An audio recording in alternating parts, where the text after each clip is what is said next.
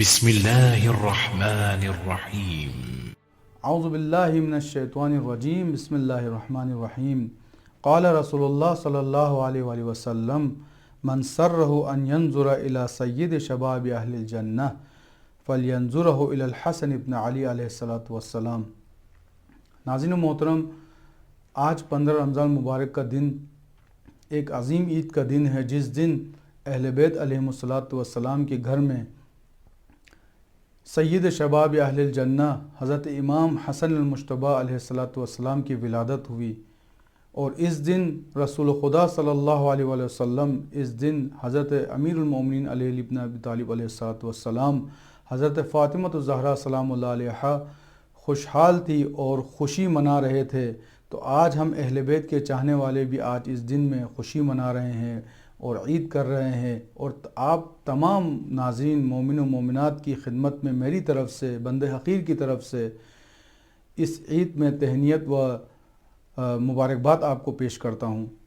ناظرین محترم، امام حسن المجتبیٰ علیہ السلام کی تمام زندگی اسوہ کرامت و ایثار اور محبت اور اخلاق کے ساتھ امام حسن المجتبیٰ علیہ السلام نے زندگی گزاری۔ اسی لیے امام حسن المجتبیٰ علیہ السلام کو کریم اہل بیت علیہ السلام کا لقب دیا گیا۔ اس قدر کرامت ان کی زندگی میں تھی، اس قدر محبت اور اس قدر اخلاق کا نمونہ تھے کہ رسول اللہ صلی اللہ علیہ وسلم کے شبیہ ان کی اخلاق تھی۔ امام حسن المجتبیٰ علیہ السلام کی ایک کنیز نے حضرت امام مجتبیٰ علیہ السلام کو ایک پھول کا شاخ جو ہے وہ امام حسن المجتبیٰ علیہ السلام کو ہدیہ پیش کیا۔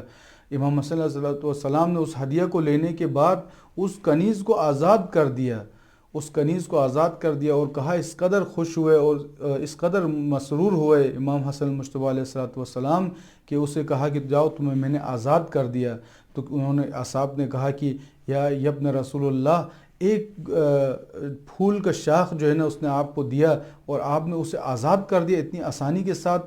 تو حضرت امام حسن مجتبیٰ علیہ السلام نے فرمایا کہ تم نے نہیں سنا خدا نے قرآن میں کیا فرمایا؟ سورہ نساء کی آیت نمبر 86 کی تلاوت کی اور کہا، بسم اللہ الرحمن الرحیم وَإِذَا حُيِّيتُمْ فَحَيُّوا بِأَحْسَنَ مِنْهَا أَوْ رُدُّوهَا، یعنی تمہیں جب کوئی تحفہ پیش کرے، تم لوگوں کو جب کوئی تحفہ پیش کیا جائے تو اس سے بہتر تحفہ تم اسے دو، یا کم از کم اس کے برابر اسے تحفہ دو۔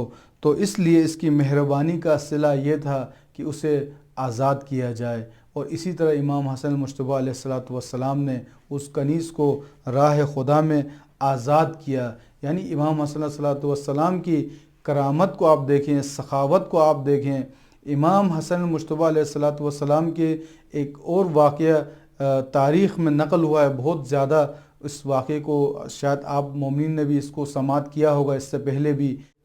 ایک شامی وہ مدینے میں آیا، اور وہ پہلی بار مدینے میں آیا تھا۔ جب وہ مدینے میں داخل ہوا تو اس نے امام حسن علیہ السلام کو دیکھا کہ ایک شخص ہے جو ایک نفیس لباس کو زیب تن کیا ہوا ہے اور ایک بہترین گھوڑے پر سوار ہے۔ اس نے کسی سے پوچھا کہ یہ شخص کون ہے، اتنا نورانی اور اس قدر جمال، پوچھا کہ یہ شخص کون ہے؟ تو کسی نے کہا کہ یہ علی ابن ابی طالب علیہ السلام کا بیٹا حسن ابن علی علیہ السلام ہے۔ اس بات کا سننا تھا کہ وہ شخص، اس کے دل میں کینہ اور دشمنی جو امام علی علیہ السلام سے تھی وہ زور پکڑنے لگی، اور وہ امام حسن المجتبیٰ علیہ السلام کے پاس گیا اور کہا کہ کیا تم علی کے بیٹے ہو؟ امام حسن المجتبیٰ نے کہا کہ بالکل ایسا ہی ہے۔ تو اس شخص نے کیا کیا؟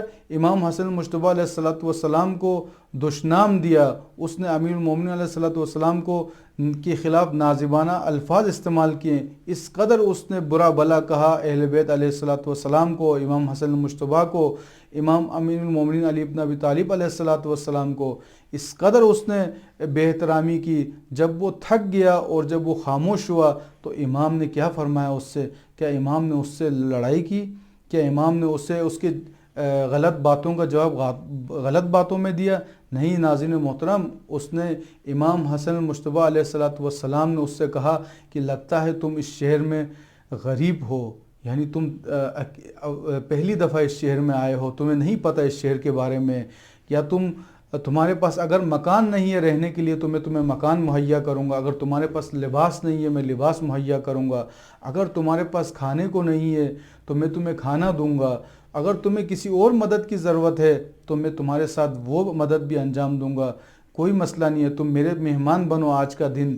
اس شخص نے امام علیہ السلام کی اس قدر کرامت اور اس قدر سخاوت اور اخلاق کو جب اس نے دیکھا تو وہ گریہ کرنے لگا۔ وہ شخص جو چند لحظہ پہلے اس نے جو اتنی نازیبہ الفاظ ادا کیے تھے وہ گریہ کرنے لگا، اور اس نے گریہ کرنے کے بعد آسمان کی طرف دیکھا اور کہا کہ خدایا تو ہی جانتا ہے کہ تیرے وارث زمین میں کیسے ہو، یہ تیرے ہی جو ہے لائق وارث ہے یہ۔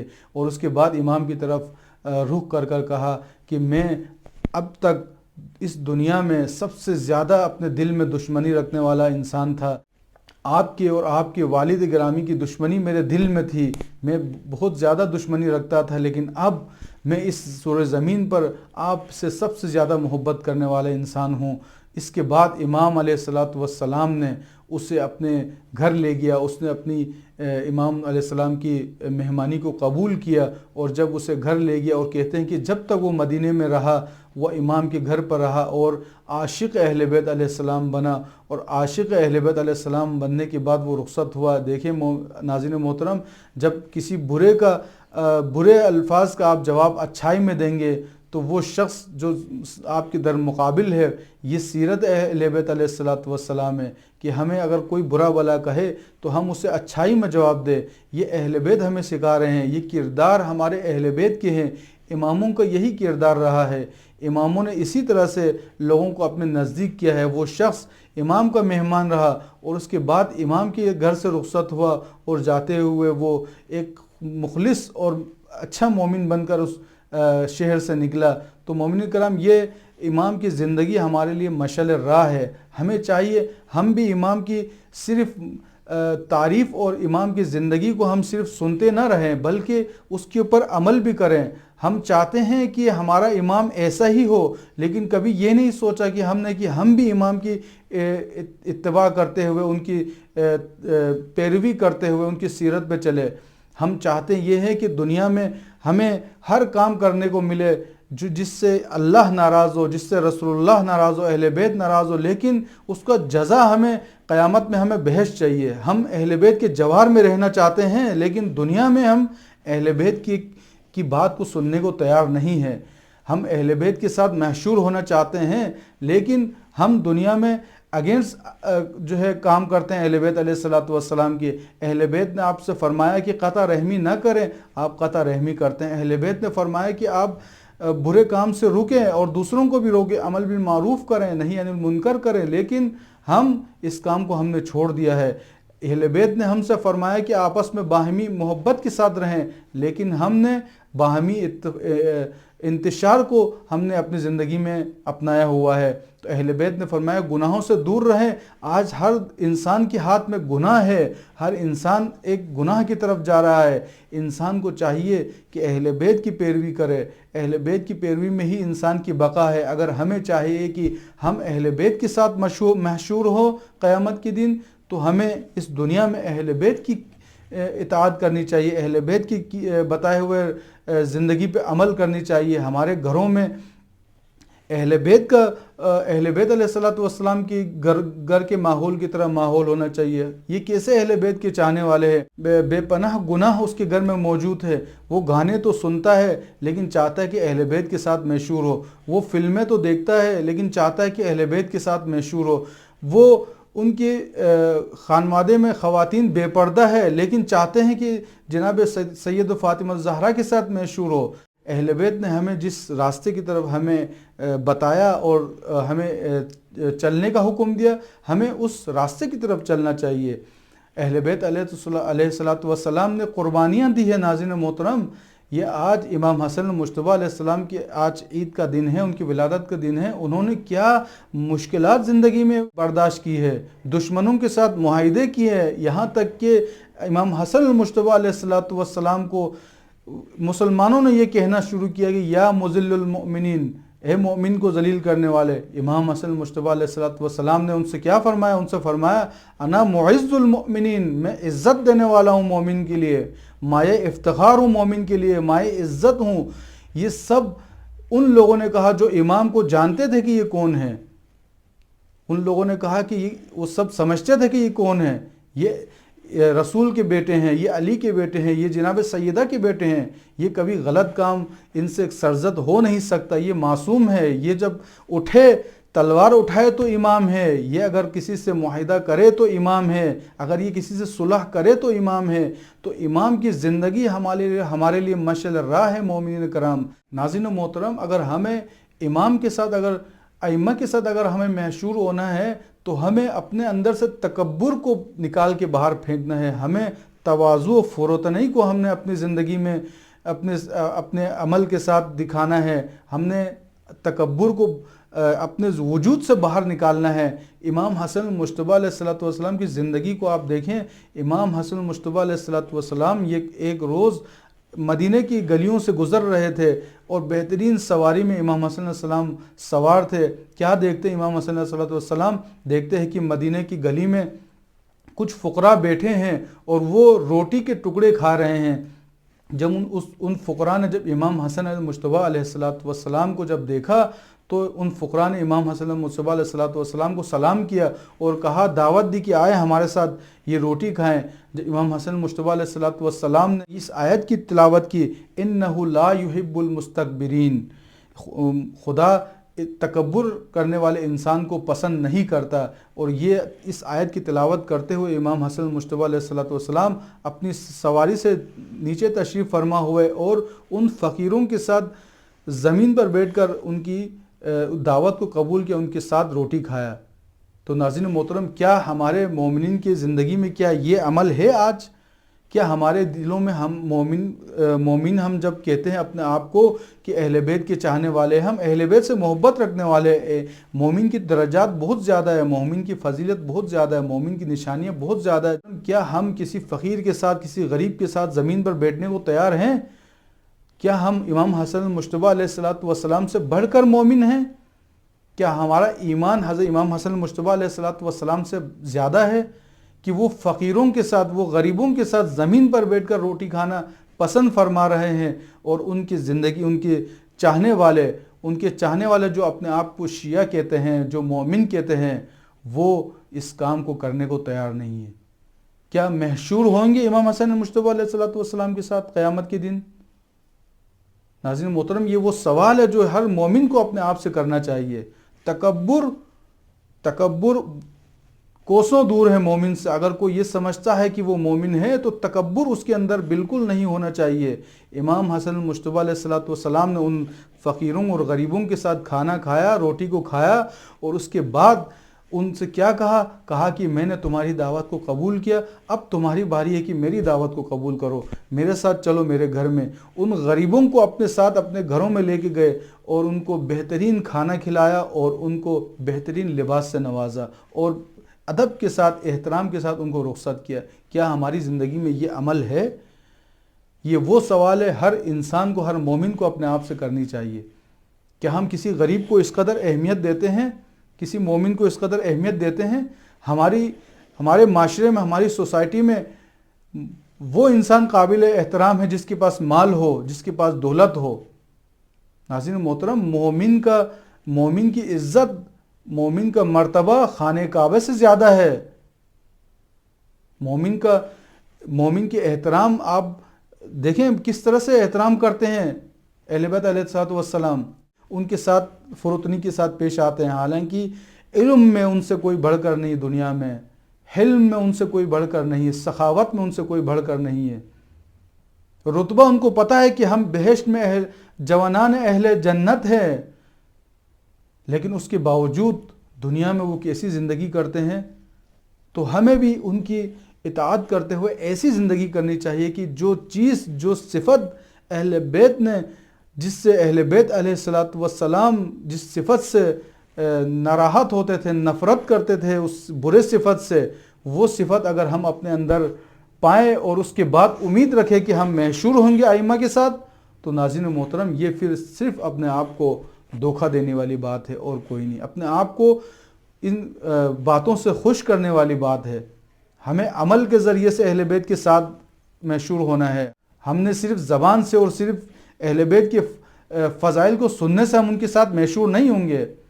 ہمیں ان کے ساتھ مشہور ہونے کے لیے کچھ عمل کرنا پڑے گا، جو مقداد نے کیا، جو ابو ذر نے کیا، جو سلمان نے کیا. ناظرین محترم، سلمان، ابو ذر، مقداد یہ سب آسمان سے نہیں اترے تھے، میرے اور آپ کے جیسے انسان تھے، لیکن اطاعت کی اس منزل پر وہ لوگ فائز ہوئے کہ اہل بیت کے ساتھ ان کا شمار ہونے لگا. آج جہاں اہل بیت کا نام ہو وہاں سلمان کا نام ہے، جہاں اہل بیت کا نام ہے وہاں ابو ذر کا نام ہے، جہاں علی کا نام ہے وہاں قنبر جیسے غلام کا نام ہے. ناظرین محترم، کردار کی وجہ سے خدا حسب و نسب کو نہیں دیکھتا ہے. کس حسب سے، کس نسب سے، خدا کردار کو دیکھتا ہے، اس کے ایمان کو دیکھتا ہے. کربلا کے میدان میں جون ایک سیاہ غلام تھے، سیاہ پوش غلام تھے. امام علیہ السلام نے آخری وقت میں اسے اپنے گود میں اٹھایا، اس کے سر کو اپنے زانوں پہ رکھا. ناظرین محترم، اس کا کوئی حسب نہیں تھا، کوئی نسب نہیں تھا، غلام تھے اور سیاہ پوش غلام تھے، لیکن کربلا کے اس عظیم 72 شہیدوں میں اس نے اپنا نام لکھا. کیوں؟ اطاعت کی وجہ سے. جب تک اطاعت نہیں ہوگی اس وقت تک آپ اہل بیت کے ساتھ مشہور نہیں ہو سکتے ہیں. ٹھیک ہے، انسان کے لیے دنیا میں دعا کی جاتی ہے، ان کے لیے مغفرت کی دعا کی جاتی ہے، لیکن کردار ان کا زیادہ اہم ہے کہ وہ کس کردار کو اپنے ساتھ اس دنیا سے لے کے جا رہے ہیں. ناظرین محترم، عالم برزخ کوئی معمولی عالم نہیں ہے. اس لیے امام جعفر صادق علیہ السلام نے فرمایا تم اپنے برزخ کی فکر کر کے آؤ، اپنے برزخ کی تیاری کر کے آؤ. قیامت کے دن اہل بیت کی شفاعت ہمیں پہنچے گی، لیکن برزخ میں ہمیں اپنی تیاری کرنی ہے، برزخ کے لیے جو ایک طولانی راستہ ہے. تو ناظرین محترم، اہل بیت کی سیرت سے ہم نے اطاعت کو لینا ہے. اہل بیت کی سیرت سے ہم نے ان کے فرامین پر عمل کرنا ہے. ناظرین محترم، اگر ہم اپنے ماں باپ کو مثال دیتا ہوں میں آپ کو، ہم اپنے ماں باپ کو مثال کے طور پر ہم روز اپنے ماں باپ کو ہدیہ لے کے جائیں، ہر 2 دن بعد آپ ہدیہ لے کے جائیں، صبح آپ ہدیہ لے کے جائیں، لیکن رات کو شام میں آپ جو ہے اپنے ماں باپ کی توہین کریں اور اپنے ماں باپ کی آپ بات نہ مانیں، اور ہر روز یہ سلسلہ ہو، آپ جو ہے وہ ہدیہ بھی دیتے ہو اور توہین بھی کرتے ہو، تو پھر ایک دن آپ سے آپ کے ماں باپ کیا کہے گا؟ خدا کے لیے تم تحفہ مجھے مت دو، لیکن ہماری توہین نہ کرو، ہماری بات کو مانو، ہماری بات کو سنو.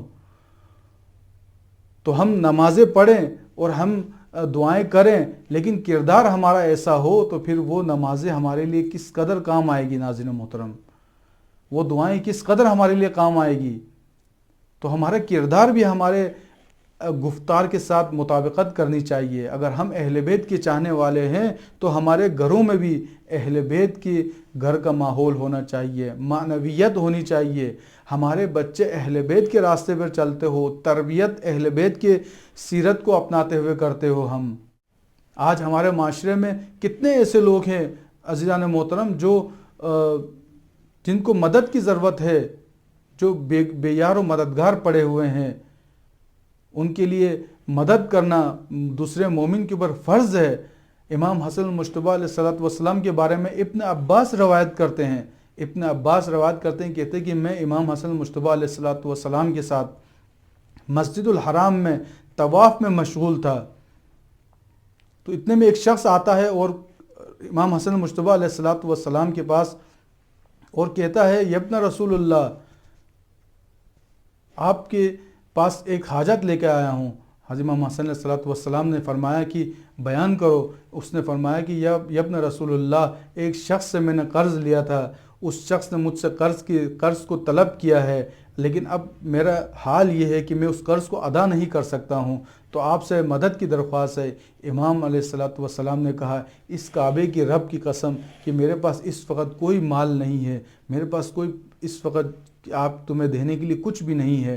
تو اس نے کہا، یبن رسول اللہ، اگر آپ کے پاس کچھ نہیں ہے تو پھر آپ مجھے میری سفارش کریں اس کے پاس، اس سے مہلت طلب کریں، کیونکہ اس نے مجھ سے کہا ہے کہ اگر آج میں اسے قرض ادا نہ کروں، قرض واپس نہ کروں تو وہ مجھے زندان میں ڈال دے گا. اس نے مجھے دھمکی دی ہے. تو امام علیہ السلام نے یہ سننا تھا. اس شخص کو لے کر امام حسن علیہ السلام نکلے۔ ابن عباس نے کہا کہ مولا آپ فراموش کر چکے ہیں کہ آج آپ اعتکاف کی نیت کر چکے ہیں۔ تو امام حسن مجتبیٰ علیہ السلام نے کیا فرمایا؟ امام مجتبیٰ علیہ السلام نے اس سے فرمایا کہ میں نے اپنے جد رسول اللہ صلی اللہ علیہ وآلہ وسلم سے سنا ہے کہ جو شخص اپنے مومن بھائی کی حاجت کو پورا کرے گا، اس کی مشکل کو حل کرے گا، تو خدا کے نزدیک اس کا مقام ایسا ہے جس نے 9000 سال دن میں روزے رکھے ہوں اور رات میں عبادت کی ہو۔ ناظرین محترم، یہ مومن کی مدد کرنے کا، مومن کی مشکل کو آسان کرنے کا یہ صلہ ہے کہ امام حسن علیہ السلام اعتکاف کو چھوڑ کر مومن کی مدد کرنے کو جا رہے ہیں، طواف کعبے کو قط کر کے اپنے مومن کی مدد کرنے کو جا رہے ہیں، مشکل کو حل کرنے کے لیے جا رہے ہیں۔ تو ناظرین محترم، یہ سیرت ہے اہل بیت علیہ السلام کی۔ تو ہمیں آج کا دن اہل بیت علیہ السلام سے، امام حسن مجتبیٰ علیہ السلام سے وعدہ کرنا ہوگا کہ ہم بہترین شیعہ بنیں گے، بہترین مومن بنیں گے، ہم آپ کی سیرت پہ چلیں گے، اور آپ کی سیرت پہ چلتے ہوئے یہ امید رکھیں گے کہ پروردگار ہمیں آپ کے ساتھ محشور کرے، آپ کے جوار میں ہمیں جگہ دیں۔ تو ناظرین محترم، پروردگار سے دعا کرتے ہیں کہ خدایا ہمیں صرف فضیلت بیان کرنے اور سننے کی نہیں، بلکہ اس پہ عمل کرنے کی اور اس پہ عمل کرتے ہوئے اس کی راہ پہ چلنے کی توفیق عطا فرما۔ پروردگار ہمارے ناظرین کو اور ہمیں اس ماہ رمضان المبارک میں اپنی برکات، اپنی رحمتوں سے نواز۔ ہمیں اس ماہ رمضان کے مہینے میں ہمارے گناہوں سے بخش دے پروردگار، ہمارے ماں باپ کو بخش دے پروردگار، ہمارے تمام مومن و مومنات جو اس دنیا سے جا چکے ان سب کو بخش دے پروردگار۔ امام زمانہ علیہ السلام کی ظہور میں تعجیل عطا فرما، ہمیں اور ہمارے ناظرین کو ان کے اصحاب میں اور ان کے مددگار میں شامل فرما۔ الحمدللہ رب العالمین۔